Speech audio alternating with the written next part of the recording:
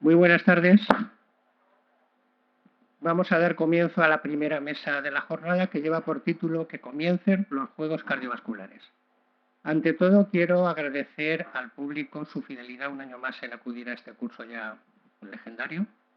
Por supuesto, al doctor Tamarit y a la doctora Roch por la invitación y por hacerme el favor de volver a contar conmigo este año y, sobre todo, por su amistad.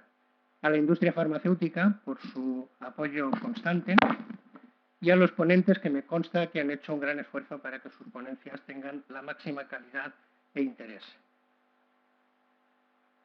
Como auténticos jinetes del apocalipsis, la hipertensión y el tabaco siguen siendo dos de los más importantes azotes para la salud cardiovascular del ser humano. Y en los últimos 2 años se nos ha unido una nueva enfermedad pleomorfa y heterogénea, que es la COVID-19, y que tiene un conspicuo impacto cardiovascular. Abriremos nuestra particular caja de juegos invitando al doctor Pallarés, conocido y reconocido especialista en medicina familiar y comunitaria, avalado por su trayectoria profesional, investigadora y docente en el campo de los factores de riesgo vascular, a someterse al juego del ahorcado con el pretexto del papel del cigarrillo electrónico en la lucha contra el tabaco. El tabaquismo sigue siendo claramente un factor de riesgo cardiovascular, esto no admite ningún tipo de discusión, y el doctor Pallarés nos aclarará si sigue teniendo papel en esta lucha. Quiero tranquilizar al público, en el caso de que el resultado no fuera favorable, será el cigarrillo electrónico y no el doctor Pallarés el que acabe colgado de una cuerda.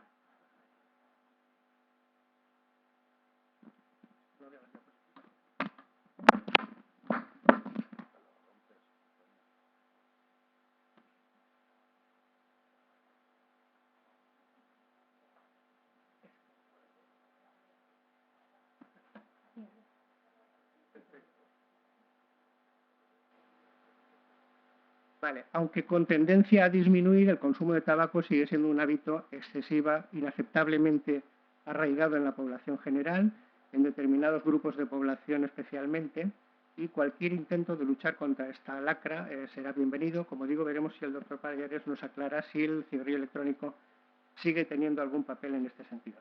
A continuación, el doctor Gasul, también reconocido especialista en medicina de familia y acreditado por su tesón en los grupos de trabajo de diabetes y de hipertensión de la Semergen, entre otros, nos hablará mediante el juego del solitario de la hipertensión arterial.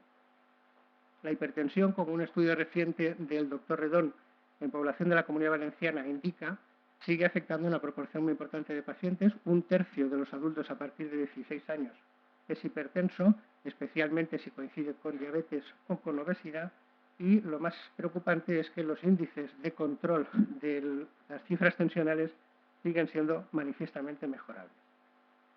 Y finalmente, el doctor Puchades, el insultantemente más joven de toda la mesa, internista de todoterreno y curtido en las recientes batallas contra el COVID, nos demostrará una partida de ajedrez con la nueva aspirante a título de factor de riesgo cardiovascular, que es la COVID-19. Como hemos visto por experiencia propia, esta enfermedad tiene un claro y evidente impacto cardiovascular. Los pacientes con infección activa que requieren hospitalización tienen hasta en un 28% de los casos algún evento cardiovascular. Y dicho esto, amado pueblo, volviendo otra vez al latín, la suerte está echada, así que comiencen los juegos cardiovasculares.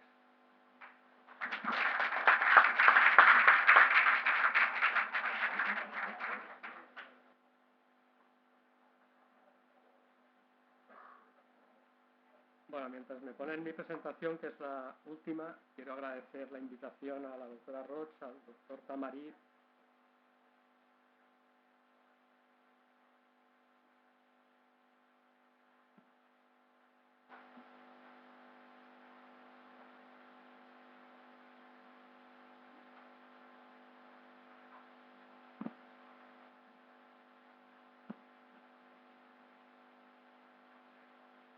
y es un placer volver a estar de forma presencial con todos. La verdad es que cuando me propuso en 2019, en 2020, haríamos algo sobre riesgo cardiovascular? Le dije que sí. Cuando me enteré del título, no fui lo suficientemente rápido para decir que no, y aquí está.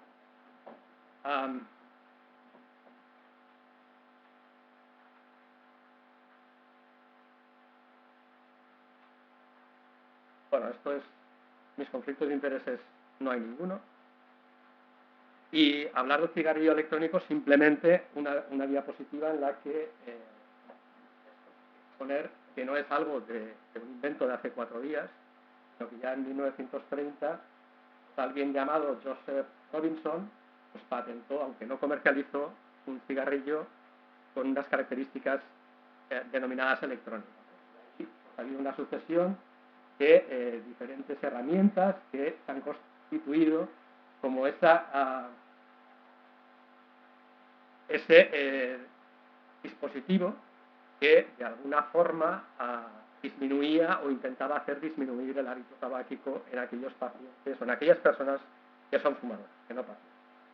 Bueno, mis cuestiones, para ver si me ahorcáis o no me ahorcáis, en el sentido figurado, entiendo, es que, y esto está sacado de bibliografía bastante reciente, las cuestiones a plantear serían si el hábito tabáquico es una tarea pendiente, tanto en prevención primaria como en prevención secundaria. El segundo es si la reducción, existe una reducción del daño por tabaco. La tercera cuestión sería si los cigarrillos electrónicos son tan peligrosos como fumar cigarrillos, fumar tabaco convencional. Y la cuarta sería si el cambio a productos de tabaco sin combustión entre los fumadores de tabaco convencional conduce a un menor riesgo de enfermedad cardiovascular. Bueno, dicho esto, hay que contextualizar de qué partimos. Lo primero sería ver cómo está la salud cardiovascular o cardiometabólica, como ahora se quiere denominar, en Europa, tanto en Europa como en España. Estos son datos del Euroaspire 5, de prevención primaria, no prevención secundaria, prevención primaria. Y si vemos, bueno, aquí tenéis el tabaco, ¿vale? Con una prevalencia en Europa casi cercana al 20%, nada que ver con el sobrepeso, la obesidad, el sedentarismo y luego otros factores de riesgo que tratarán en otras mesas, no vamos a entrar, vamos a hablar solo de los estilos. Esto es Europa y esto es España. Entonces, se han presentado datos del 3K, se han presentado datos de la Comunidad Valenciana, estos son datos de todas las comunidades que a nivel nacional forma parte del último corte de cierre del estudio Vidican sobre 8.066 pacientes. Y vemos, esta no es la prevalencia poblacional, esta es la prevalencia de los pacientes que acuden a consultas de atención primaria en España. ¿De acuerdo? Por si a alguien de interés, el tema de la diabetes un 20,2%. No es un dato de prevalencia poblacional. El tabaquismo es un 17,6%. ¿Vale? Y si veis, si recordáis la diapositiva anterior, es muy parecida a nuestra situación, a la situación de otros países que están a nuestro alrededor. Esto es el Euroaspire, el 5 y prevención secundaria. Y esta es la prevalencia de fumadores. Aquí está España, 15%, sobre una media del 19%, y la prevalencia de aquellos fumadores persistentes, que pese a que se les ha dicho que deberían dejar de fumar como plan de tratamiento de la enfermedad, siguen fumando. Y en España, pues estamos liderando la clasificación para bien, pero aún hay un 34% de pacientes que siguen fumando. ¿Qué quiere?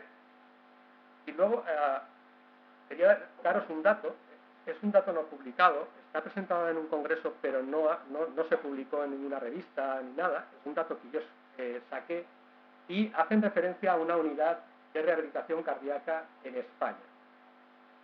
En concreto es en la capital de España, como que hay tantos hospitales, pues no vamos a herir a nadie. Pero datos, y estos son datos del año 2019, previo a la pandemia, el 90% de los fumadores dejan de fumar tras el primer evento cardiovascular.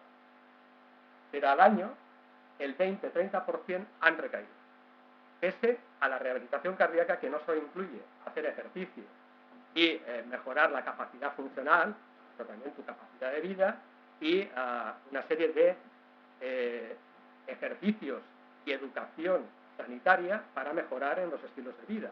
Educación, ejercicio físico y deshabituación. La segunda cuestión, visto un poco cómo está la prevención primaria y la prevención secundaria, la segunda cuestión que os planteo es si existe reducción del daño asociado al tabaco. Bien, algo, y todo está referenciado, o sea que no me invento absolutamente nada. Si veis, a mayor temperatura que adquiere un cigarrillo, digamos que esta situación estaríamos alrededor de los 800 grados, más liberación de sustancias tóxicas. A menor temperatura, menor liberación de sustancias tóxicas. Aquí tenemos la disminución del daño, en una gráfica, el peso de ese daño con una escala que va de 0 a 100, y luego estaría el daño producido por los cigarrillos, sería el 100%. A cigarrillos más pequeños, pues evidentemente, o fumar un poco menos, disminuye ese riesgo, la pipa, que hay por ahí alguna, a otro tipo de cigarrillos o las pipas de agua. Y luego están, bueno, pues aquellos dispositivos o otras sustancias que simulan o favorecen el que alguien siga ya tomando nicotina. Y entre ellos os quiero señalar el snus, los cigarrillos electrónicos, spray nasal de nicotina, productos orales de nicotina. Lo mejor, evidentemente, no hay riesgo, no hay daño si no se fuma. Pero comparando con esto, dado que vamos a valorar el tema cigarrillo electrónico o otros dispositivos diferentes al tabaco para favorecer la reducción del fumador en cantidad, pues bueno, es una diapositiva bastante gráfica en la que vemos cómo ese daño se va reduciendo en los distintos tipos de dispositivos diferentes a lo que sería el tabaco convencional. Una de las cuestiones clave es, y esto es para todo el mundo, o esto desde el punto de vista del médico de atención primaria lo plantearía alguien. Bueno, aquí tenéis diferentes dispositivos que hay en el mercado. Esto es el snus. El snus son una especie de bolsitas de tabaco que se ponen en el garcía y como el tabaco que masticaban los vaqueros del oeste, ¿vale?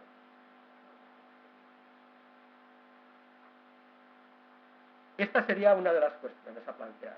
Y es una alternativa, o pueden ser alternativas, para el fumador que no puede o no quiere dejar de fumar.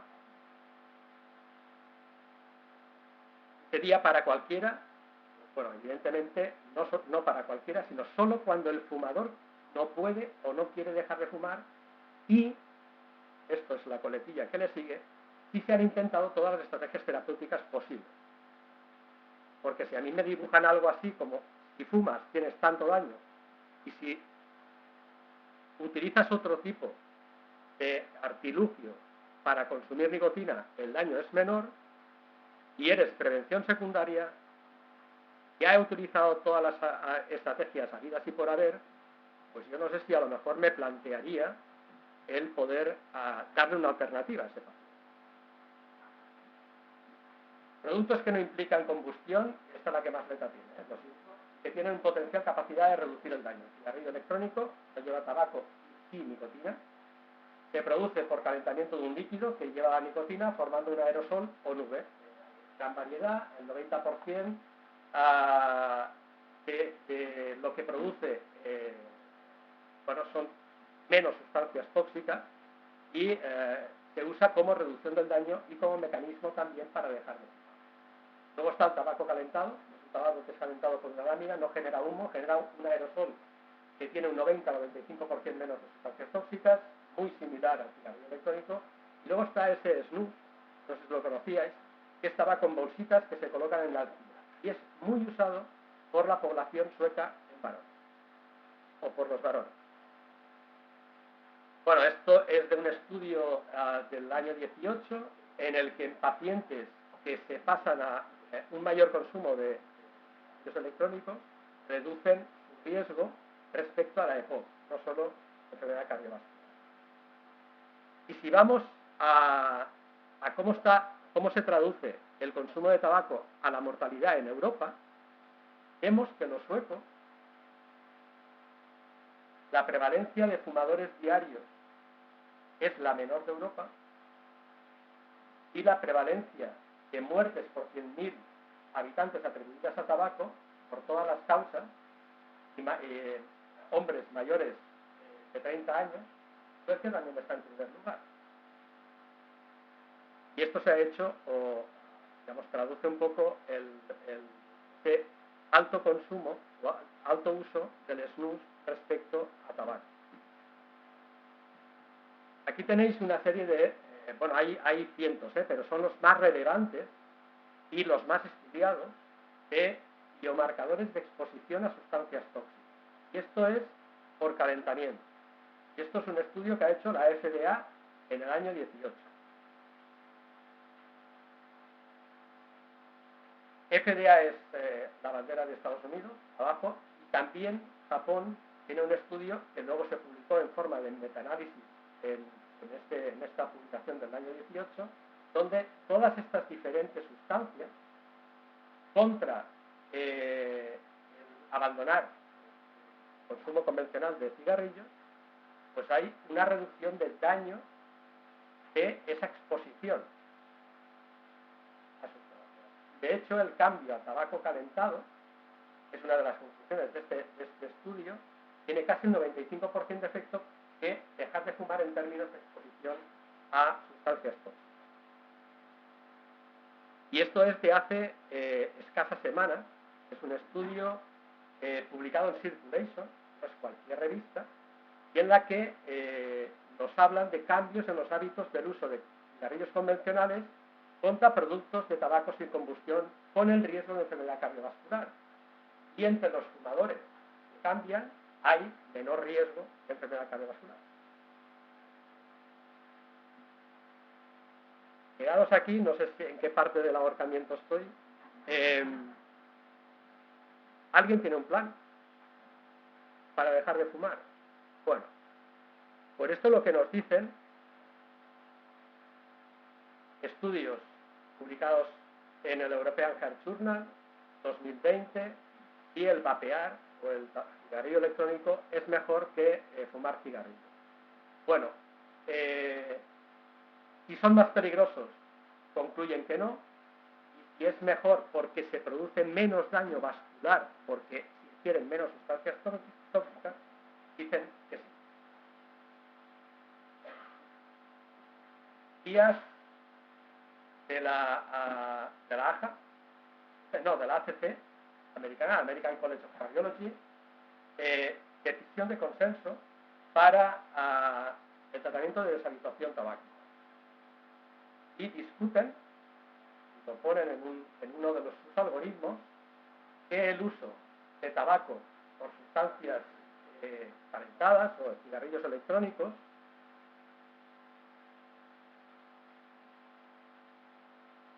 dicen no difiere a lo que podemos conseguir con otro tipo de terapias farmacológicas para dejar de fumar. Estamos utilizando y están comercializadas por la FDA.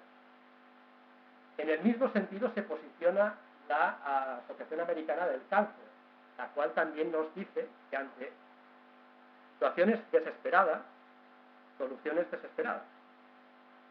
Si este paciente o esta persona no hay forma de dejar de fumar por más pastillas, por más suplementos de sustitución, parches, etc., y recae, y simplemente es un hábito, no puede dejar ese hábito, pues quizá dándole otra alternativa pudiera ser fácil. Hace escasas 2 meses, de hecho es el 1 de septiembre de 2021, se han publicado las guías de prevención cardiovascular, las nuevas guías europeas, que nos incluyen el SCORE-2, bueno, hay una serie de novedades espectaculares, que abren un amplio espacio para hablar de los estilos de vida, para hablar de la alimentación, para hablar del ejercicio, para hablar del tabaco y también de otras patologías como es la hipertensión, la diabetes, la dislipemia, como los 3 grandes factores de riesgo que nos están aquejando. Y lo que os traduzco el texto de los cigarrillos electrónicos, porque le dedican todo este espacio al cigarrillo electrónico. Bien, los cigarrillos electrónicos estimulan los cigarrillos combustibles a calentar la nicotina y otros productos químicos de vapor. Estos probablemente sean menos dañinos que el tabaco. La evidencia reciente sugiere que los cigarrillos electrónicos probablemente sean más efectivos que las terapias de reemplazo nicotínico. Esto dicen los expertos, no lo digo yo, ¿vale? Son las guías, y aquí lo tenéis en inglés por si lo he traducido mal, ¿vale? Pero el Google Translator me vomitó esto, con lo cual, digamos que quiero fiarme de Google, ¿no? Como traduce ahora. Debe evitarse, esto sí que es crítico, debe evitarse el consumo dual, ¿vale? Aquí es donde realmente está el kit de la cosa. Que la gente no fumadora, la gente joven, te vendan esto en cualquier sitio. Y debería de venderse igual que un medicamento y por prescripción facultativa con receta. ¿No? Eso sí que es opinión, como dice el doctor Morillas, M de Morillas, P de Pallares. Nivel de evidencia. Y esto es la FDA. La FDA el año pasado aprobó el 7 de julio la posibilidad de sustancias que calientan tabaco, pero que lo calientan hasta de 200-300 grados, ¿no? A los 800, y producen menos daño porque liberan menos sustancias dañinas. No dejas de consumir nicotina, pero evidentemente otras sustancias que también tienen que ver no aparecen. Y estas son mis conclusiones. Las conclusiones son que la mejor decisión de un fumador en relación a la salud es dejar de fumar. Esto es incuestionable. Para aquellos que no pueden o no quieren dejar de fumar, merece la pena considerar estrategias de reducción del daño, donde disminuyen las sustancias dañinas. El cigarrillo electrónico es un 95% menos dañino que los cigarrillos convencionales. El tabaco sin combustión reduce el nivel de sustancias tóxicas 90 o 95% versus el humo del cigarrillo convencional. Esta reducción se traduce en una menor exposición del organismo. Su prescripción debe considerarse solo desde la consulta, es lo último que me estaba refiriendo, y cuando han fracasado el resto de medidas. Pacientes de alto o muy alto riesgo cardiovascular, tanto prevención primaria como prevención secundaria. No lleguemos en aquel paciente que le pasamos SCORE, o le pasemos SCORE 2 ahora, y está en muy alto riesgo cardiovascular, no esperemos a que tenga el evento para hacer prevención secundaria, empecemos cuanto antes. Si el uso de cigarrillos electrónicos lleva a que las personas dejen de fumar por completo, esto reduciría sustancialmente los impactos del tabaco en la salud de la población. Son necesarios estudios a más largo plazo para evaluar si estas evidencias se traducen en una disminución de las variables duras, mortalidad, de la enfermedad cardiovascular. Este es mi último mensaje. Mi último mensaje, y eran las palabras que estaban por ahí simuladas del juego del ahorcado, era STOP, que es Stop Tabaco. Vale. Y bueno, lo dejo a vuestra consideración, el que acabe o pueda ir. Ciudadanos, ¿lo ahorcamos? Muchas gracias. Doctor Gasul. Tienes que abrirlo.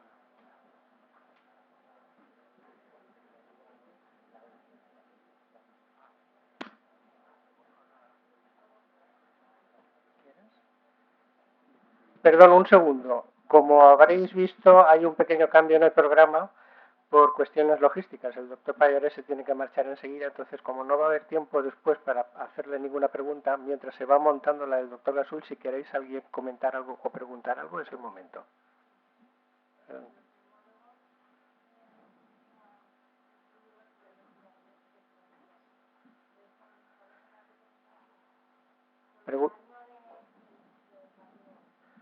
Vamos a ver, en Diario Médico de hoy, o de ayer, no recuerdo, la CEPAR se pronuncia en no al cigarrillo electrónico, de una forma contundente. Pero yo también me posiciono en esa posición.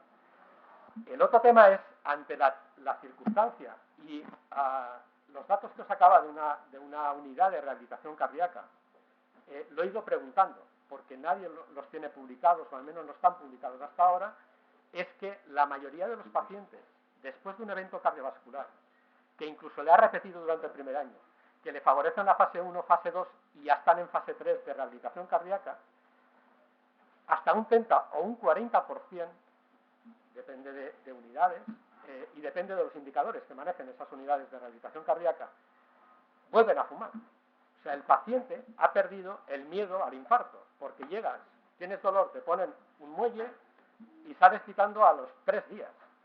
Entonces, no es esa la cuestión está en que de alguna forma tenemos que cambiar nuestro mensaje. Evidentemente, el hacer perder peso, que la gente haga ejercicio, que coma bien y que deje de fumar, yo creo que es lo más difícil a lo que nos enfrentamos diariamente, porque acabamos mucho antes dándoles una pastilla.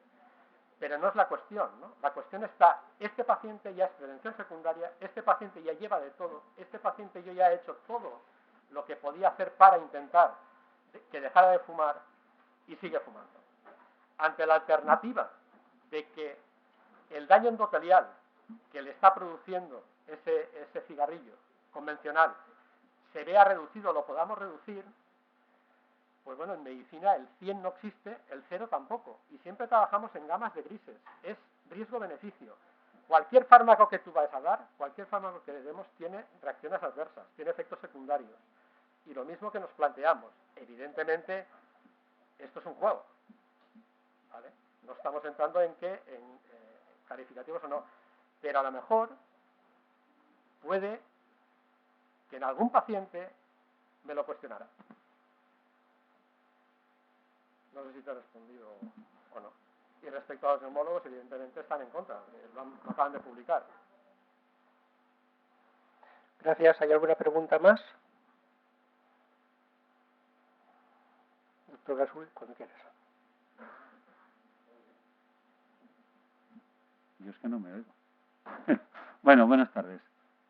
Antes que nada, agradecer a la doctora Roch y al doctor Tamarit el que me han invitado a estar aquí. Y a mí me han planteado, pues, el solitario. La verdad es que era una cosa novedosa.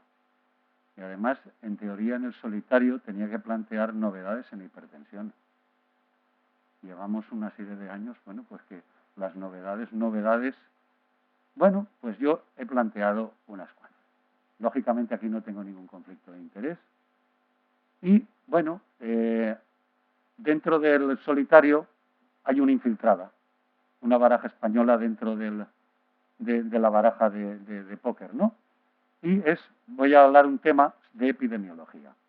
¿Es novedoso? Pues probablemente no, pero creo que sí que es interesante. Y es la pregunta de, ¿ha mejorado el control de la tensión arterial? Porque si nos preguntan a nosotros, todos tenemos a nuestros pacientes muy bien controlados. Bueno, ¿qué cambios se han producido? Porque acabamos de tener el COVID. Con el COVID, esos pacientes crónicos han dejado de ser seguidos. Bueno, ¿se ha traducido en algo en la clínica? ¿O ya existía esa falta de control antes? Aquí os quiero presentar una publicación de Lancet de 2021, muy reciente, donde, como podéis ver, independientemente de las distintas regiones del mundo, bueno, pues prácticamente el 50% de los hipertensos no están diagnosticados.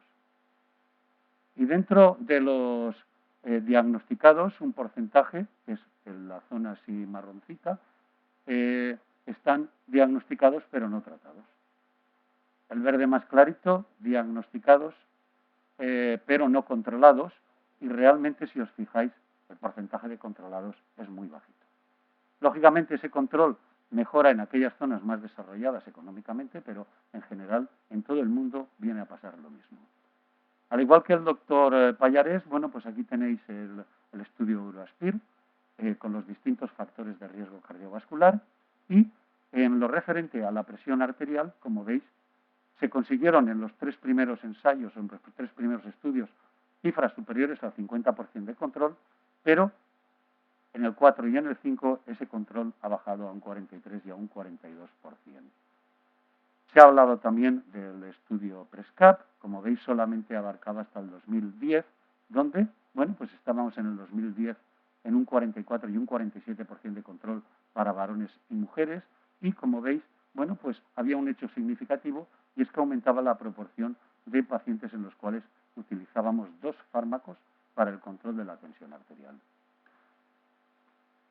Completando este estudio del PRESCAP, aquí os he querido poner el estudio Ibericam, que también el doctor Pallares ha hecho referencia, donde, como podéis ver, la tasa de control, estamos hablando del 2019, era de 58,6 y precisamente un porcentaje similar utilizaban 2 fármacos, ¿vale?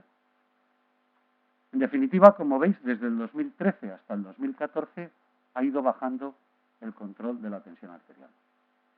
¿Y por qué se ha producido este descenso de las cifras de control arterial? Bueno, pues los expertos en el tema atribuyen esa bajada de control a las recomendaciones que dio el Joint Committee, National Committee, el octavo reunión, en el cual se cifró como cifras de control de tensión arterial, como veis, se decía el tratamiento para descender la presión a valores por debajo de 15,9. De tal manera que se consideraba como hipertensión 14,9 y se había de utilizar la medicación antihipertensiva con cifras más altas. Perdón, ¿me puedes ayudar a quitarme la cosa esta? Porque parece ser que con este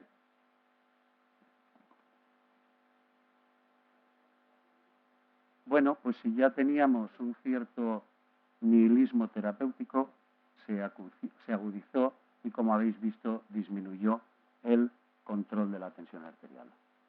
Pero, y es lo importante de esta primera carta del solitario, no nos olvidemos, y esto es un informe que hizo la Sociedad Española de Cardiología y la Fundación Española del Corazón el 14 de marzo, la hipertensión arterial sigue matando. Y del 2005 al 2015 esa mortalidad se ha multiplicado por 2. Luego seguimos teniendo un importante factor de morbimortalidad dentro de nuestros pacientes. Aquí tenéis, estos son datos del Instituto Nacional de Estadística de enero y mayo del 2020, cómo las enfermedades del sistema circulatorio eran las responsables del 23% de las defunciones.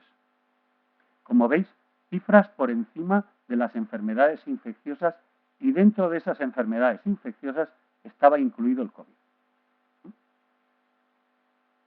Y un aspecto importante, que muchas veces le damos poca importancia, reducciones de tan solo 5 milímetros de presión arterial sistólica, hay beneficios estadísticamente significativos en eventos cardiovasculares mayores. Por lo tanto, ya hemos visto la primera novedad, si se puede decir así, pero que creo que nos debe de hacer pensar sobre el control que tenemos de la tensión arterial en nuestros pacientes, y aparece otra infiltrada, la sota de oros. En la sota de oros nos dice qué novedades aportan las guías clínicas. Hemos visto que realmente el control de la tensión arterial es un campo de mejora. ¿Y es por falta de guías? Bueno, pues yo creo que no, creo que hay muchas. Pero también creo que precisamente el hecho de que no haya, como si dijéramos, un patrón único de control, nos influye. Porque, si os fijáis, bueno, aquí tenemos las guías europeas de cardiología y de la Europea de Sociedad de Hipertensión, con la guía de la Sociedad Internacional de Hipertensión. Como veis, bueno, prácticamente podemos decir que son muy similares. Pero es que con la americana hay un cambio que, si lo analizamos en el fondo, no es tan grande, pero nos puede inducir a situaciones de duda. Y esa duda se traduce en que muchas veces no vamos a hacer caso de las guías. Como veis, las guías americanas hablan de normal óptima por debajo de 120/80, lo cual va a contrastar con lo que os voy a decir después. Normal elevada entre 120 y 129, y después tan solo establece 2 grados, grado 1 y grado 2, mientras que las europeas establecen un grado 1, aquí tenéis los valores, el grado 2 y ya el grado 3 por encima de 180/100. Estamos en Europa, por lo tanto, yo aconsejo las guías europeas de hipertensión. como veis, establece unos objetivos de tensión arterial con respecto a la edad y a las condiciones clínicas. Pero si bien os fijáis, salvo con la enfermedad renal, prácticamente los objetivos van a ser muy similares. Entre 16 y 85 años, el objetivo es de 130, salvo la enfermedad renal crónica, que es por debajo de 140, y más baja si es bien tolerada, pero no por debajo de 120. Y las guías americanas nos decían que el normal era por debajo de 120. Y entre 65 y más años, porque es más de 80 años, el objetivo es 130, 139, si es tolerado, con lo cual, ¿qué está diciéndonos? Hay que individualizar el tratamiento para cada paciente. Hemos de tener un tratamiento intensivo, pero lógicamente no es café para todos. En cada paciente habremos de buscar una situación. Y las diastólicas por debajo de 70-79. En cuanto al inicio del tratamiento, como veis, en todos los grados de hipertensión hemos de empezar por la modificación de estilos de vida, cosa que probablemente por la sobrecarga asistencial muy pocas veces lo hacemos en consulta, pero que es importante. Y es importante analizarlo porque muchas veces la falta de respuesta al tratamiento va a venir condicionado porque hay hábitos dietéticos o hábitos de consumo de otras sustancias que nos están dificultando el tratamiento. Y ya, fundamentalmente, a nivel de grado 2 y grado 3, hay que iniciar inmediatamente el tratamiento ya farmacológico y en el grado 2 se puede empezar iniciar tratamiento en aquellos pacientes con alto o muy alto riesgo cardiovascular y si no lo empezamos, y eso es común para todo, un aspecto importante. No hemos de eternizar el tratamiento sin control. A los 3 meses hay que analizarlo, estudiarlo y realizar las modificaciones que sean oportunas. Lo que sí que es cierto es que todas las guías coinciden en esto. Salvo en aquellos pacientes con una hipertensión grado 1 o bajo riesgo, pacientes ancianos mayores de 80 años o frágiles, se aconseja el inicio del tratamiento con 2 fármacos. Y si es posible, me has hecho trampa, Juanjo, me habéis cambiado las diapos. Y si es posible, con un solo comprimido, porque como vamos a ver, mejora la adherencia. Que no se consigan los objetivos, pues pasar al paso 2, serán 3 fármacos, que será el IECA o ARA2, más el calcio antagonista, más un diurético, en un solo comprimido de ser posible. Nivel de evidencia 1A. Y si hay resistencia al tratamiento, ya se puede pasar a los 2 comprimidos. ¿Vale? Aquí, lógicamente, de momento no tenemos ningún comprimido con 4 fármacos, con 4 principios activos. Por lo tanto, ahí tendrían que ser 2 fármacos. Estos son las mismas recomendaciones, pero con letra. Por lo tanto, y en aras a que después, si queréis, hayan preguntas, lo voy a saltar. Y lo que os estaba diciendo, ¿por qué un comprimido? Porque se ha visto que la adherencia, cuando se da el tratamiento en un solo comprimido, como veis ahí, hay un descenso de la tensión arterial, así como también un descenso estadísticamente significativo en cuanto a la incidencia de eventos cardiovasculares. ¿Qué combinación elegir? Bueno, pues aquí hay unas recomendaciones que hizo el doctor Vivencio Barrios y Escobar en hipertensión en 90, que aconsejaban IECA y diurético, bueno, pues en los pacientes sin un alto riesgo, de alto riesgo sin alteraciones metabólicas, hipertensos con insuficiencia cardíaca y hipertensos no controlados con monoterapia y que no tuvieran riesgo de diabetes, fundamentalmente por el riesgo que puede inducir el diurético. Y los IECA más bloqueantes de canales de calcio en pacientes de alto riesgo con alteraciones metabólicas, con síndrome metabólico, con diabetes, con cardiopatía isquémica, con arteriopatía periférica y no controlados con monoterapia. Y ya voy a pasar a la tercera, tratamiento intensivo, pero en nuestras consultas lo que tenemos fundamentalmente son pacientes crónicos, muchos pacientes ancianos, un porcentaje muy amplio, pacientes mayores de 65 años. ¿Nos ponemos con tratamiento intensivo o tenemos un tratamiento? No pasa nada. Bueno, pues lo que nos marcan las guías es lo siguiente. La hipertensión arterial sigue siendo un importante factor de riesgo cardiovascular y que se estima que afecta al 65% de personas mayores de 60 años.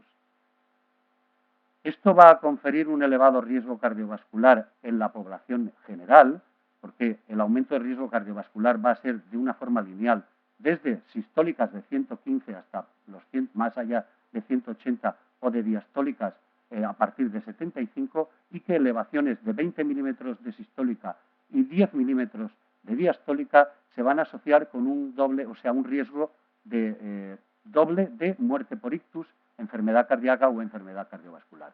Y esto en las personas mayores de 65 años es todavía mayor. Se ha visto que el tratamiento intensivo logra reducciones de la presión sistólica y que se sigue de una disminución de eventos cardiovasculares.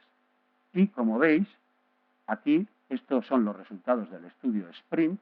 En los mayores de 75 años, esa reducción fue estadísticamente significativa. En menores de 75 años rozaba la unidad, con lo cual el tratamiento intensivo en mayores de 75 años resulta beneficioso. Este es otro estudio en el cual se vio que tanto en mayores de 75 años como pacientes con fragilidad mejoraba el riesgo de eventos cardiovasculares. Y se pidió a los autores del estudio SPRINT que continuaran un año más a ver qué sucedía. Con el año se vio que seguía manteniéndose esa diferencia a favor de una menor tasa de eventos cardiovasculares. Aquí tenéis cómo, salvo en aquellas personas mayores de 85 años, en todas las demás franjas de edad, lo que os he dicho antes, disminuciones de 5 milímetros de mercurio se van a acompañar de reducciones estadísticamente significativas de eventos cardiovasculares. Y ya la última, nos vamos a encontrar lógicamente con pacientes resistentes al tratamiento. Y dentro de las novedades digamos que no es tal novedad porque ya viene de lejos, una de las armas terapéuticas puede ser la denervación renal. Indicaros que tanto la denervación renal como las otras va a estar indicado en pacientes para tratamiento de hipertensión resistente. Aquí os quiero poner una publicación del 2020 con un estudio, el Global Simplicity Registry, en el cual se incluyeron 2.652 pacientes que fueron tratados con una denervación renal mediante radiofrecuencia. Como veis, en la toma de tensión de 24 horas hubo descensos de la presión arterial sistólica, tanto en pacientes mayores de 65 como menores. Y en la presión tomada en consulta se producía también un descenso de la presión arterial sistólica. Fijaros que llega hasta incluso a 18 milímetros, casi 18 milímetros a los 3 años.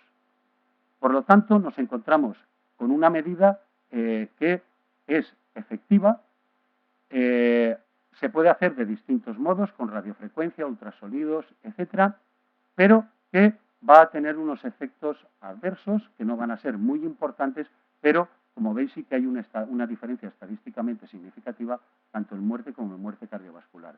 Por lo tanto, es una técnica mínimamente invasiva, con pocos efectos adversos, es eficaz, pero hay que seleccionar a los pacientes que se puedan beneficiar del tratamiento. Y ya con esto creo que voy a pasar a mis conclusiones de todo el solitario, y es: no debemos infraestimar el riesgo de la hipertensión arterial mal controlada, con una actitud de decir, bueno, lo tengo casi en cifras, ya está. Pequeños descensos de tensión arterial consiguen beneficios cardiovasculares en cualquier rango de edad.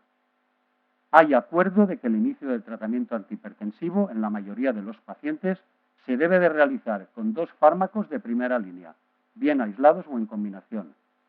Que el tratamiento combinado con un solo comprimido permite mejorar la adherencia al tratamiento y que la denervación renal es una técnica mínimamente invasiva que logra reducciones de presión arterial en pacientes con hipertensión arterial resistente al tratamiento convencional. Y nada, eso es todo lo que os quería contar. Gracias.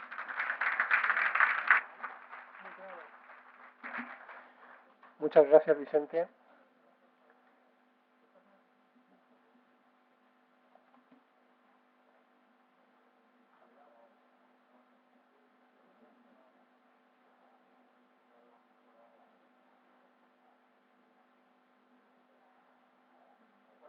A todos, muchas gracias por estar aquí. Todo el mundo supongo que ha trabajado.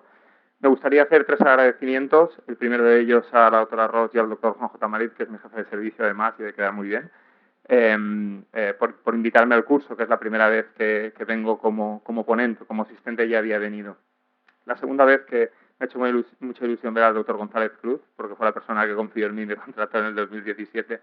Y la tercera, no menos importante, es la industria, que al final nosotros somos unos ponentes, aquí hay un equipo, hay muchas cosas y la verdad es que ha apoyado el curso y ha apoyado la divulgación de la cosa científica. Bueno, para los que no me conozcáis, me llamo Francesc Puchades, trabajo en medicina interna, estoy junto con el doctor Juan J. Marit en la unidad de lípidos y riesgo cardiovascular. Pertenezco al grupo de COVID, al Eminem Team, que fuimos los pioneros en atender al COVID, y desde el 2017 estoy trabajando en el Hospital General Universitario de Valencia. Al que me conoce, pues sabrá que no me ha hecho nada de ilusión hacer una charla sobre riesgo cardiovascular y COVID, ¿no? Que es una de mis pasiones. Realmente me ofrecieron una charla diciendo jaque mate, no me dieron ninguna serie de directrices, con lo cual todo lo que haya pues ha sido un poco lo que he pensado que podría interesaros, ¿no? Es cierto que algunos de nosotros sí que habíamos oído hablar del SARS-CoV-1 y del SARS-CoV-2 al principio de enero, pero yo creo que nadie podía pensar lo que iba a suponer este virus en términos económicos, en términos de impacto de salud y en términos de impacto incluso de compañeros nuestros fallecidos, ¿no? Cómo nos ha cambiado la vida. Porque realmente el jaque que nos ha hecho el virus en este año y medio de pandemia pues ha sido realmente increíble. Sí que es cierto que han habido cosas muy positivas y es que la ciencia ha avanzado muchísimo en este año y medio. Yo pienso que la parte del COVID yo lo he visto siempre así, no como una sola partida de ajedrez, sino que cada ola el virus nos ofrece a nosotros un juego, ¿no? Nos pone a nosotros en jaque. Entonces, durante la primera ola fue el virus salvaje, no conocíamos nosotros absolutamente nada y nosotros lo único que hicimos como jugadores fue observar, identificar el virus y poner lo que nosotros teníamos, que ahora sabemos que probablemente ocasionó más muertes de las que salvó. La segunda parte fue mucho mejor. Ellos lanzaron un segundo órgano, que fue la variante británica. Nosotros empezamos a poner corticoides, empezamos a poner remdesivir, plasma, tocilizumab y baricitinib, que conseguía parar un poquito la enfermedad. Y después la cuarta y la quinta ola, el virus variante Delta Plus, y nosotros realmente, aparte de todo lo demás, pues lo que tenemos es la vacuna, que lo que nos está es salvando un poco de situaciones tan dramáticas como las de la primera ola. Sin embargo, a mí cuando hablo del virus del riesgo cardiovascular, lo que me interesa más es el virus salvaje, ¿no? El virus de la primera ola, lo que tuvimos en la primera ola. Esta es una situación que es la que nosotros vimos. Nosotros no habíamos hecho nada, nosotros estábamos en marzo, no teníamos nada preparado contra el virus, no teníamos antivirales, no nos habíamos preparado y ya sabemos que en diciembre en Wuhan el virus ya se había movido, ya realmente no estaba contenido como pensábamos, sino que se había movido. Ellos jugaron, el virus jugó el efecto sorpresa, una gran expansión del juego, rápidamente salta a Europa, una gran capacidad infectiva, pensamos que era como un sarampión, prácticamente de una puede infectar a 20 personas y tenía unas estrategias muy novedosas en cuanto a la diseminación vírica. Nosotros lo único que pudimos hacer es identificarlo, medidas de control y coger la experiencia del MERS y la valentía de nuestro sistema nervioso, de nuestro sistema sanitario de salud, ¿no? Y después, pues bueno, nos apoyamos un poco en la inconsciencia un poco de los guerreros que están en la primera línea y paramos un poco lo que había. Si tuviera que decir cuál es la pieza de ajedrez que más ha jugado el virus, sin duda es el caballo, ¿no? Porque vimos cómo saltaba de Wuhan, que parecía muy lejos, a Italia, que no parecía tan lejos, y de Italia, como pareció a España, ¿no? Desde los primeros casos detectados hasta el estado de alarma, prácticamente pasaron solo 3 meses, quizás la figura más importante. Y después me gustaría que viéramos esta diapositiva, porque esto es realmente lo que pasó a nosotros en febrero. Nosotros no habíamos movido pieza y lo que no sabíamos era que nuestra primera línea de peones, ¿quiénes eran? Pero rápidamente empezaron a aparecer estudios y en todos los estudios salía sistemáticamente que la gente más vulnerable, la gente que se iba a morir, la gente que no pudimos hacer nada en los primeros momentos de la enfermedad, fue la gente que tenía más edad, la gente que tenía diabetes, la gente que tenía cardiopatía, la gente que tenía neumopatías, la gente que tenía obesidad, dislipemia, inmunosupresión e hipertensión. Y esto, evidentemente, desde muchos puntos de vista tenía mucho que ver con nosotros los internistas. Y fundamentalmente en esta charla voy a hablar de 3 cosas, de diabetes, de obesidad y dislipemia. Y para nosotros pues, fue un placer poder participar con los compañeros de infecciosas y de neumología en lo que fue la unidad COVID del Hospital General. Es cierto que nada más empezar, en todos los estudios y los primeros metaanálisis vi que los pacientes diabéticos tenían una mortalidad muy elevada en relación a los pacientes no diabéticos. Y esto, en ausencia de otras comorbilidades, los pacientes COVID tenían mayor riesgo de neumonía, mayor riesgo de respuesta inflamatoria, mayor riesgo procoagulante, la patogenia era compleja y multifactorial y las comorbilidades de los pacientes diabéticos eran la edad, la cardiopatía, la obesidad, la inmunidad y el requerimiento de insulina pues muy elevados. Después vino otro factor de riesgo que no era solo la diabetes, sino era la hiperglucemia en la hospitalización, ¿no? Para pacientes diabéticos y para pacientes no diabéticos. Y entonces empezaron a salir estudios que decían, no, es que los pacientes que tienen hiperglucemia en el hospital, tanto si son diabéticos como si no son diabéticos, disculpad.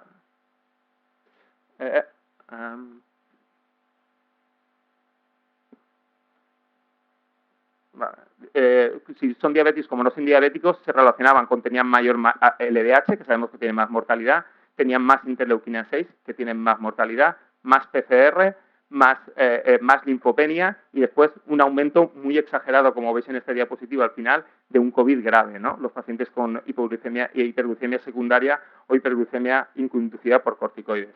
Y cuando se hicieron estudios, como por ejemplo este que presenta la SEMI de 11.000 pacientes en el registro cardio-COVID, pues se vieron que realmente inducido por o separado por cohortes de hiperglucemia, los pacientes que tenían euglucemia o una glucemia en menores de 140, pues la mortalidad era parecida, pero cuando subíamos a 140, 180 o mayores de 180, pues la mortalidad en los grupos iba aumentando progresivamente, 15%, 33%, 41,1%. La hiperglucemia ajustada por edad, diabetes, hipertensión y otros factores es sin duda un riesgo independiente de la mortalidad en este tipo de grupos. Ahora, ¿es la hiperglucemia un espectador pasivo? Pues parece que no. Después de todos estos estudios nos dimos cuenta que nosotros podíamos cambiar las guías, ¿no?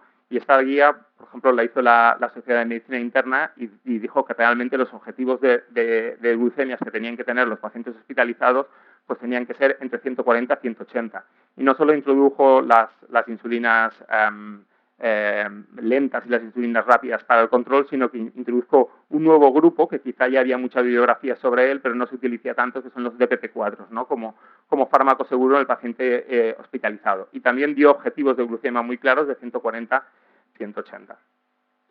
También hubo gente pionera que realmente, aprovechando un poco toda la bibliografía de los SGLT2 y la cantidad de bibliografía positiva que hay sobre la enfermedad cardiovascular, pues ellos pensaron que si los SGLT2 realmente reducían la inflamación, reducían la hiperglucemia si estaba presente, solo si estaba presente, mejoraba la disfunción endotelial, mejoraba la disfunción cardiovascular y la hemodinámica y tenía muchos beneficios en la bioenergía celular, pensaron, ostras, pues podríamos utilizarlo en el paciente que no está crítico, pero sí que está grave y hospitalizado. Hicieron un estudio muy interesante entre junio del 2020 y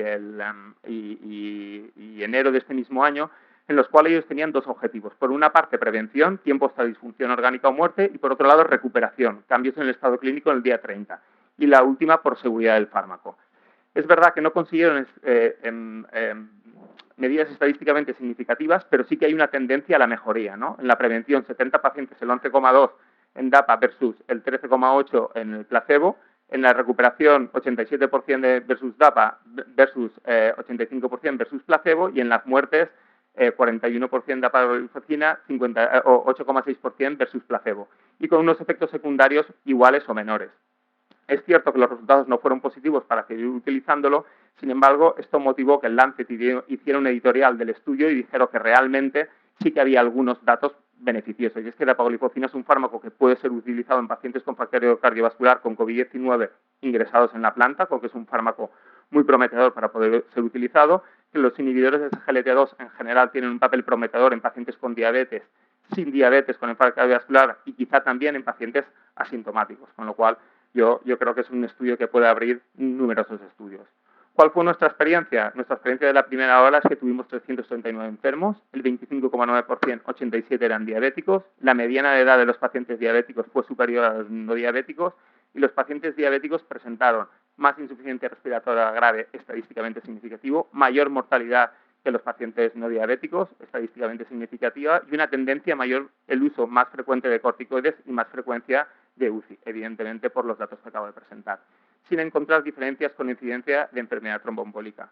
Es cierto que también realizamos junto con los compañeros de endocrino un análisis para saber si los pacientes bien controlados o mal controlados que tenían glicadas previas, eso tenía algún tipo de influencia, igual que la hiperglucemia se había demostrado, y aquí no lo encontramos. Encontramos que prácticamente definimos por una hemoglobina glicada de 7, entonces los dividimos en dos grupos, 45,2 mal control y 54,8 buen control previo, y ahí no encontramos diferencias significativas en cuanto a la mortalidad.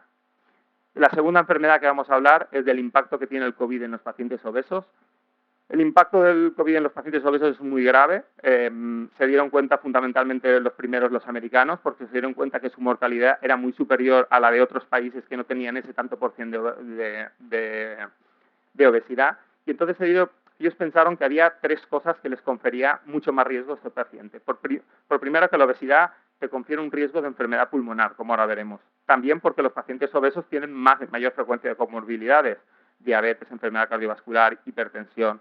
Y por otro, la parte de vulnerabilidad, son más vulnerables al COVID y son más contagiosos, mayor contagiosidad. Y estos son los datos de obesidad en España, que seguro que se presentan a lo largo de este curso, ¿no?, publicados en la Revista Española de Cardiología. La prevalencia total estimada de la obesidad es un 22%, y hay unas áreas que son Galicia, Asturias y Andalucía, especialmente, donde la obesidad es especialmente grave. Es curioso porque aunque todo el mundo vemos todo este tipo de pacientes, cuando ves los números blanco sobre negro, pues llama muchísimo la atención el tanto por cien tan elevado de obesidad que tenemos en nuestro país. Bien, pues hablando de por qué los pacientes con obesidad se ponen tan malitos cuando tienen COVID, uno de los problemas es la mecánica ventilatoria. Todo el mundo entendemos que la caja torácica tiene una baja distensibilidad, los pacientes muy obesos, la capacidad respiratoria forzada al P1 está disminuido y la capacidad vital formada también está disminuida. Pero es que el principal recurso, que es el consumo de oxígeno y el consumo energético, estos pacientes no lo dedican a otro tipo de cosas como la frecuencia cardíaca y tal, sino lo dedican a superar la distensibilidad pulmonar, con lo cual consiguen que el sistema sea totalmente ineficiente. Y hay una muy mala respuesta a cualquier tipo de patología pulmonar.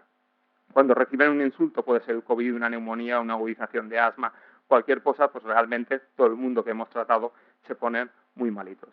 La parte novedosa en cuanto a inmunología, pues estos pacientes parece que son mucho más vulnerables. ¿Por qué? Porque los receptores AC2, que son los que utiliza el virus para entrar en el organismo, tienen mayor expresión en tejido adiposo que en el pulmón. Y porque la obesidad se asocia con un desbalance en el sistema renina-angiotensina-aldosterona que resulta en una sobreexpresión de estos receptores a nivel del tejido adiposo y a nivel sistémico. Y además tienen otra cosa, y es que son más contagiosos, porque hay un aumento de duración de carga viral y una disminución de capacidad de producir interferones. Como si fuera un paciente inmunodeprimido, exactamente igual. Tienen una replicación viral aumentada y son potencialmente el reservorio para nuevas cepas. Justo los pacientes inmunodeprimidos con carga virales que todos hemos tenido, que no negativizan, pues esos son los pacientes en los que consiguen un escape inmunitario, y ahí es donde el virus se puede replicar y pueden aparecer muchas más variantes. Lo que está claro es que la obesidad está asociada con la contagiosidad en las muestras respiratorias. Y por la tercera opción, porque estos pacientes van peores, porque tienen más comorbilidades. Pues tienen más hipertensión, más diabetes, más dislipemia, más enfermedad cardiovascular, y todas esas enfermedades están relacionadas con la mortalidad de COVID-19. La obesidad en sí misma contribuye a la morbilidad y a la mortalidad de la COVID. Esto está perfectamente demostrado. ¿Y la obesidad en la vida real? Pues os presento 4 estudios, 2 en esta diapositiva, 338 pacientes en China clasificados por peso, bajo peso de 18,5, normopeso, sobrepeso y obesidad. Conclusión, sobrepeso se asoció con un 86% más riesgo de neumonía grave comparada en pacientes con normopeso. Y la otra, que es un estudio de hace tiempo, ya sabemos que los pacientes que tienen tromboembolismo pulmonar, la obesidad es un factor de riesgo inherentemente relacionado con esto. En cuanto al precio que paga un paciente obeso que tiene COVID, 16.749 pacientes en UK, en una base de datos de Inglaterra, 17% necesidad de UCI, mortalidad UCI se relaciona con edad y comorbilidades, y el hazard ratio de obesidad, o sea, si eres obeso, el hazard ratio que tienes de que te pasen cualquiera de las dos cosas, es 1.37. Pero este estudio de la derecha todavía me gustó más. Una cohorte con 17 millones de pacientes del NIH con un objetivo de riesgo de fallecer y objetivan que el riesgo de fallecer se incrementan con la obesidad y te lo puntúan exactamente cuánto se aumenta tu capacidad de morir, depende de tu peso.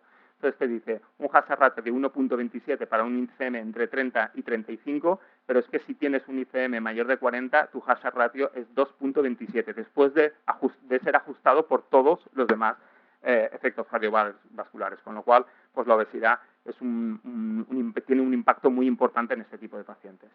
Y la tercera cosa de los que voy a hablar es de la dislipemia. La asociación entre niveles de lípidos y el pronóstico de la COVID ha sido menos estudiada. Hay una base fisiopatológica y es que los lípidos son componentes importantes celulares y subcelulares de la membrana. Hay una regulación transmembrana del tráfico molecular incluidos en los virus y es verdad que los lípidos regulan tanto la entrada del virus como cuando se producen las partículas viriales y tienen que salir al exterior, regulan también la salida. Los virus tienen una modificación o hacen una modificación del metabolismo energético. De hecho, se habla de un fingerprint lipídico que puede conferir un tipo de riesgo a determinadas subpoblaciones. Y hay algunos marcadores, como este SRP2, que se ha visto que son un marcador de gravedad y un marcador terapéutico para la prevención de tormenta de citoquinas. Este artículo lo firma Luis Masana, que lo tendremos mañana aquí, seguro que podemos hablar un poquito sobre él. Y después él coge una cohorte de lípidos, una cohorte de lo que se iba a ver, lo que quería como objetivo primario es ver un poco cómo funcionaban las estafinas con el COVID, y en esta cohorte de datos hay 2.159 pacientes incluidos, pero curiosamente solo hay unos 191 pacientes con datos evolutivos y 297 pacientes que hay datos durante la hospitalización. Y al final él hace un análisis estadístico y dice que el perfil que te confiere mucho más riesgo es del de triglicéridos muy altos y el de HDL muy bajo en el paciente que está hospitalizado. Estos dos factores de riesgo pues, es lo que te confiere riesgo de una mala evolución. Y ellos concluyen que el perfil de colesterol LDL hay un perfil similar en pacientes graves y no graves, pero los triglicéridos altos y el bajo HDL te confieren más riesgo. El porcentaje de variación de los valores de HDL más bajos se ve también en los pacientes más graves que van a UCI y también se relaciona con la ferritina y también se relaciona con el dímero D. En el análisis multivariante para evaluación de la efectividad de los parámetros lipídicos como marcadores COVID, pues han salido, fijaros, prácticamente el tercero, el cuarto y el quinto, ¿de acuerdo? De factores que confieren riesgo de una mala evolución. Fijaros que el primero es la ferritina que todos vemos, el segundo es la PCR, pero ya posteriormente a ello, después está el de dímero y después el cuarto y el quinto, en un análisis multivariante, pues ya aparecen los factores de colesterol que quizá no se hayan escuchado tantos.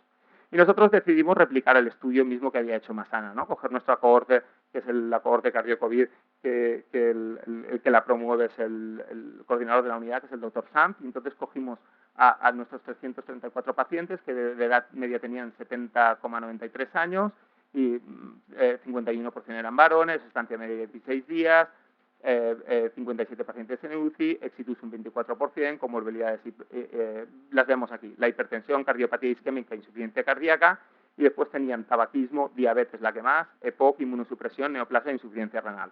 De los 337 los seleccionamos entre buen pronóstico y mal pronóstico y nosotros vemos un poquito la variable combinada de los parámetros lipídicos con respecto a fallecer o ingresar en UCI. ¿Y qué nos salió?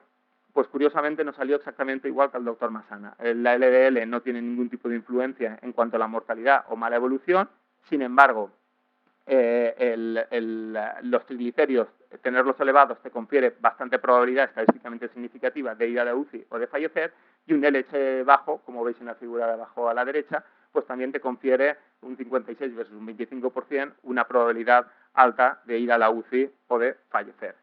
También hay otros resultados que, esta es una de mis últimas diapositivas, que yo creo que son interesantes. Nos salieron más cosas estadísticamente significativas y es el sexo.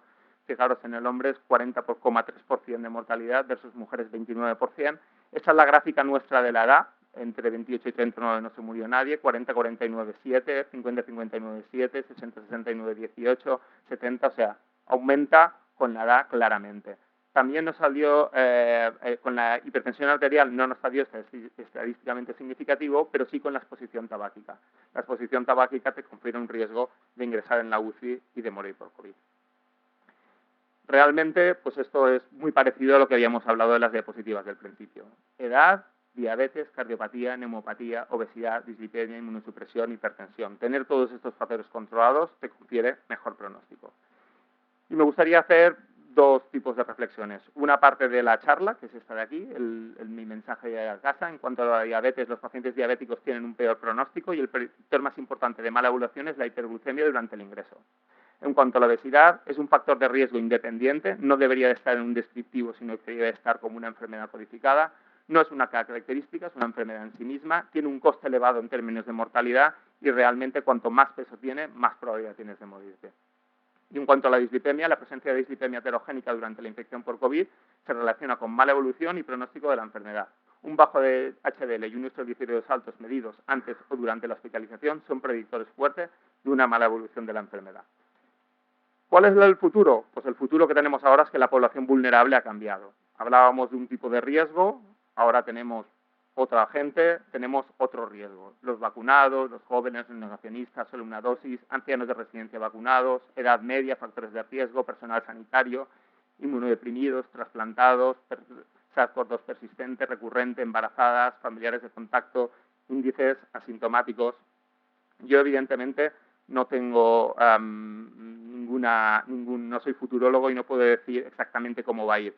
No sé si realmente vamos a estar en una endemia leve sostenida, que es lo que dice ahí, si vamos a conseguir hacer un jaque mate al virus, si vamos a conseguir una erradicación, cosa que en estos momentos con la cantidad de fármacos que tenemos y vacuna no parece fácil, o realmente el virus se va a recrudecer y va a tener pues nuevas variantes, ¿no? Es verdad que nos hemos preparado relativamente bien, hay fármacos de segunda y tercera generación, no solo vacunas, sino anticuerpos monoclonales, nuevos antivirales, nuevos biológicos. Lo que sí que puedo deciros, y tengo toda la certeza para poder hacerlo, es que pase lo que pase, y aunque estemos en el peor escenario, nosotros, los componentes de la unidad COVID del Hospital General, pues vamos a estar en vuestro hospital para lo que necesitéis. Muchas gracias.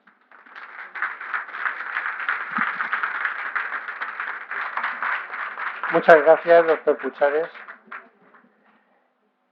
Tenemos 12 minutos para preguntas, si alguien quiere preguntar a los ponentes.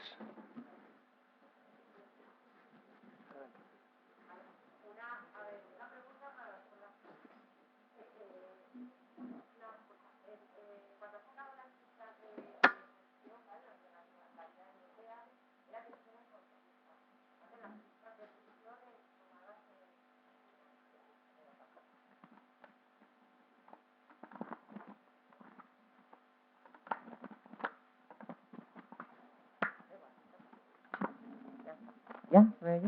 Vale.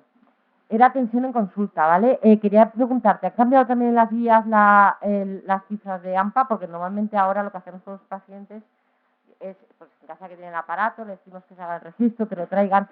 Entonces serían 5 mililitros de mercurio menos que las cifras que había en la guía, ¿no? Sí. Vale.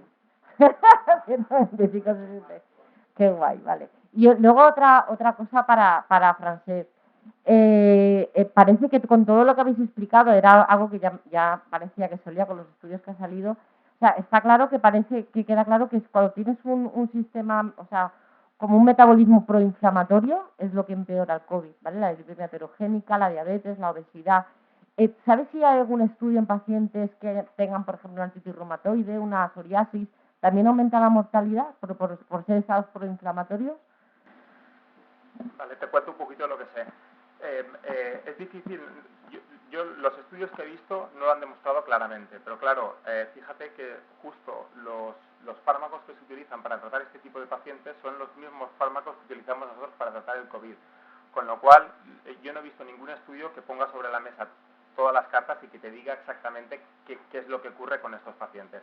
O sea, nosotros los tenemos catalogados como pacientes de alto riesgo, es decir, por dos razones. Una, por la parte que tú has dicho, por la parte metabólica, y otra porque no dejan de ser pacientes que son inmunodeprimidos, intrínsecamente su enfermedad y por los tratamientos que damos.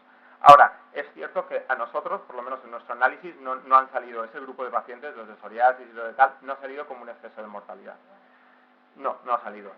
Pero es cierto que, fíjate, muchos están tratados con biológicos. Lo que sí que te digo que hay un fármaco, y aquí que hay un neurólogo eminente de la casa, hay un fármaco sí que le tenemos especialmente, no te diré manía, al revés, que es un fármaco grande, que es el rituximab, que ha salvado millones y millones de vidas, pero tiene la capacidad de bloquear todos los CD20 y algunos casos muy malos de no poder hacer inmunidad porque no tienes linfocitos capaz de hacer inmunidad sí que hemos tenido. Entonces es un fármaco que tenemos como... Pero estos no suelen ser los pacientes de artritis reumatoide y esclerosis múltiple, aunque me consta que algunos han utilizado. Y desde mi punto de vista y hasta lo que conozco, no tienen un aumento grande de mortalidad. Es decir, que están considerados como factor de riesgo, pero no se ve eso. Al hilo de esta pregunta y continuando con la fisiopatología, para ti, Fran, ¿qué vinculación existe entre resistencia insulínica y mortalidad en estas poblaciones vulnerables que has establecido? Hombre, yo creo que mucho. No sé si yo creo que en la sala hay bastante más gente que conoce la fisiopatología de la resistencia insulínica que yo. Pero indudablemente, si nos basamos en los estudios, resistencia insulínica es obesidad y es mal control de la diabetes. Y esos son las dos de los factores de riesgo que te hacen aparecer enseguida en los primeros candidatos a fallecer. También te diré que, bueno, la pandemia, una de las cosas que nos ha ofrecido es tener una población muy parecida y con mucho número de enfermos. Entonces, cuando tú ves mucho número de enfermos y ves un paciente varón, obeso, diabético y tal, ya te das cuenta de, ya sabes qué analítica va a tener. Y entonces tiene la ferritina muy alta, que es lo que relacionaba ahí, la interleuquina 6 muy alta, la LDH muy alta, y todo junto, no te sabría decir exactamente qué más, es lo que le confiere a ese paciente mucha probabilidad de irse tanto a la UCI como la mortalidad. Y eso nos sirve a nosotros porque nos hace ser mucho más precoces en el uso de corticoides y en el uso de otro tipo de sustancias. ¿Más preguntas?